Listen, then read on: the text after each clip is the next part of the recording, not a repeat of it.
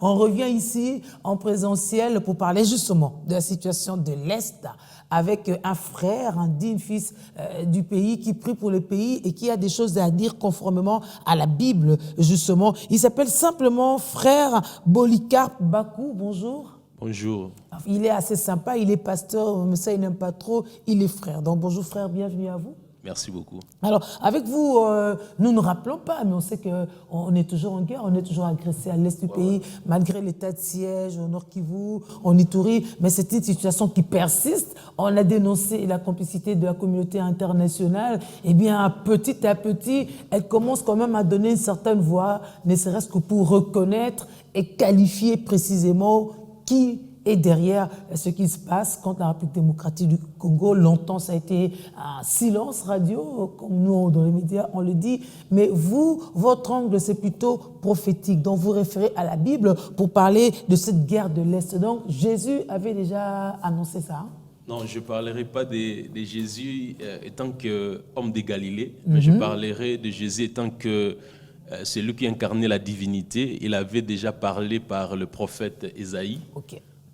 Déjà avec Ésaïe 18, nous voyons qu'on a précisé, on a démontré qu'il y avait un pays au-delà de l'Éthiopie, parce que celui qui donne la prophétie, c'est Ésaïe, il est en Israël, mais il est en train de démontrer qu'il y a un pays au-delà de l'Éthiopie, qui a toujours des sons des armes, on appelle ça en vrai français cliquetis des armes, Ouais. et il a déterminé que c'est un pays vaste, redoutable, c'est un pays qui a beaucoup de fleuves. Vraiment, si vous dépassez l'Éthiopie, il n'y a que la RDC qui renferme toutes ces caractéristiques. Revoyez vos cartes hein, rapidement, et c'est le cas, oui. Ouais.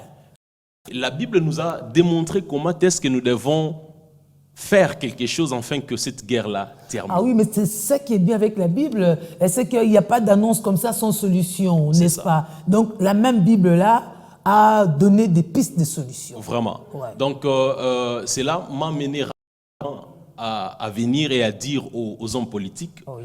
tout droit au président de la République, pour dire que notre problème que nous traversons maintenant a une solution dans la parole de Dieu. Okay. Et c'est avec Ésaïe 18 au verset 7 qu'on a déterminé comment est-ce que nous pouvons quitter dans cette condition que nous traversons à l'est du pays.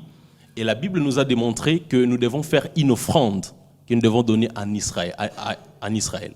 Une fois que nous amenons une offrande en Israël, l'Éternel des armées d'Israël combattra pour nous. Nous parlons de quel Israël? Israël physique, on a une coopération bilatérale, on vient de renouer avec un ambassadeur, ou bien on parle d'Israël comme peuple de Dieu? Je parle réellement d'Israël qui se trouve en Palestine. Ah, la terre. La terre d'Israël. Israël qui combat la Palestine.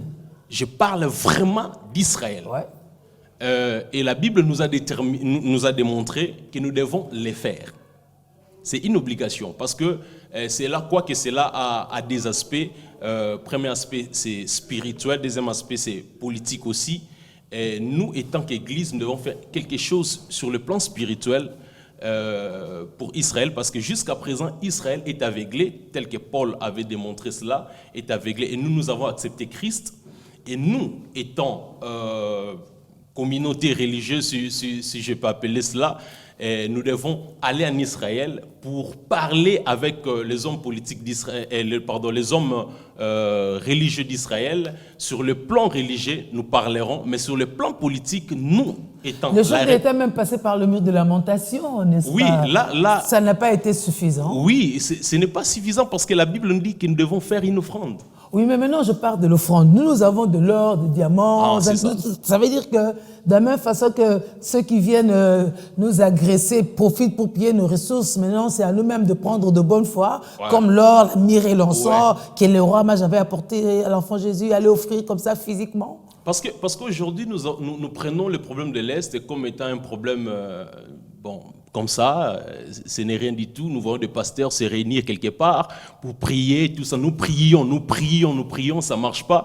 Nous devons réfléchir autrement. Nous devons voir la parole de Dieu. Nous ne sommes pas là pour parler de façon hasardeuse. Nous devons parler de façon correcte, étant homme de Dieu. Vous pouvez nous lire ce passage-là, le verset 7 précisément. Le verset 7 d'Ésaïe 18. Ouais. On dit, en ces temps-là, des offrandes seront apportées à l'Éternel des armées par les peuples forts et vigoureux, par les peuples redoutables depuis qu'il existe, nation puissante et qui écrase tout, et dont le pays est coupé par des fleuves.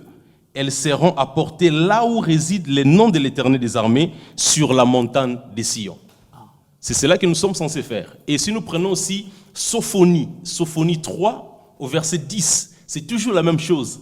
On est en train de nous démontrer que nous devons faire cela, prendre un peu de coltan, je dis ça clairement, un peu de diamants, un peu de ceci et de cela, amener une offrande. Ce n'est pas quelque chose, nous ne devons pas donner ça au pape, il n'a rien à faire là-dessus, parce que la parole de Dieu nous dit autre chose. Nous ne pouvons pas dire aux hommes de Dieu d'aller dans les stades des martyrs pour prier pour la nation, ça n'a rien à voir. La parole de Dieu nous a démontré quelque chose. Je demanderai aux politiciens d'essayer un tout petit peu de faire ce que la parole de Dieu nous dit et de voir les retombées après. Donc, c'est si on donne nos ressources premières que la guerre va cesser. Oui, un peu. Je ne dis pas qu'elle est tout, non. Non, mais évidemment, on mais donnera une pas offrande, parce que une offrande, donner c'est le pas... tout suppose qu'on va donner la RDC entière, parce qu'on ouais. en a plein. On donnera même les jus, nous sommes les richesses de notre pays, n'est-ce pas? Ah, donc, c'est sûr qu'on va donner qu'un peu. Donc, si on donne un peu, c'est bon. Et spirituellement, on fait comment? Spirituellement, l'Église doit faire quelque chose pour Israël. C'est quoi? L'Église doit aller en Israël, quoique c'est difficile parce que Israël ne croit pas aux prophètes des autres nations. Ils croient qu'à leurs propres prophètes. Mais nous devons Vous pensez bien que nous, il y a certains qui ne croient pas à ce prophète-là non plus, hein? Nous, je peux bien Vous pensez bien qu'au Congo, ce n'est pas tout le monde qui croit en Israël? Oui. Qu'est-ce qu'on fait des bouddhistes? Qu'est-ce qu'on fait des musulmans? Qu'est-ce qu'on fait des séquents? Ils n'ont rien à voir là-dessus. Ah, okay. Nous parlons de il n'y a ceux que le qui croient à la Bible. christianisme Oui, qui va aider ce pays à sortir. Oui, ouais. C'est vraiment cela. Donc, la politique a droit à faire quelque chose, afin que nous puissions quitter de cette condition que nous avons, mais aussi les hommes de Dieu doivent faire quelque chose. Moi, je pense que si nous devons le faire, il faut que la politique puisse s'associer avec les hommes de Dieu, afin qu'ils les fassent de façon correcte. Parce que nous connaissons les Écritures, mais ils ont la capacité d'exécuter les Écritures. Alors, à vous de prier pour que Dieu touche réellement les cœurs concernés pour passer à l'action. Vraiment, c'est cela. S'il faudra prier, c'est en ce niveau-là.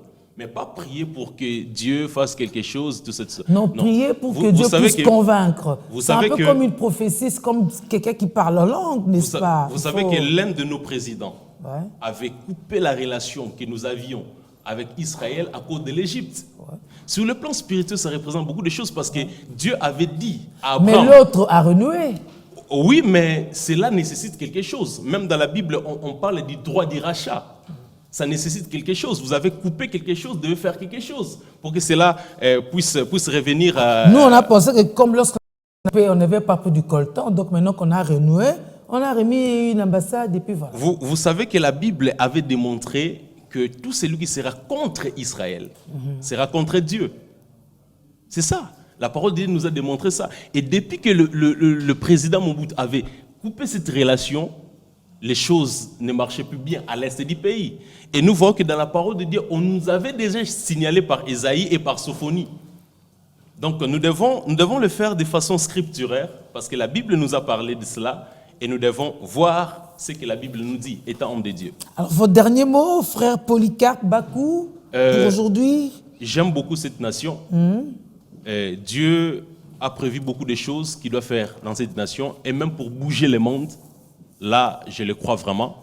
Mais une chose, nous devons cesser de courir derrière l'argent étant homme de Dieu. Nous devons donner des solutions fiables pour aider à ce que notre pays quitte dans cette condition qu'il traverse. Alors nous vous remercions pour votre engagement, pour votre bonne foi, votre volonté d'être passé. Continuez à prier pour les pays. Les remaniements approchent aussi, le remaniement ministériel.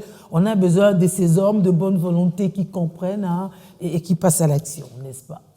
Merci infiniment, je suis ravi. Voilà, c'est partagé.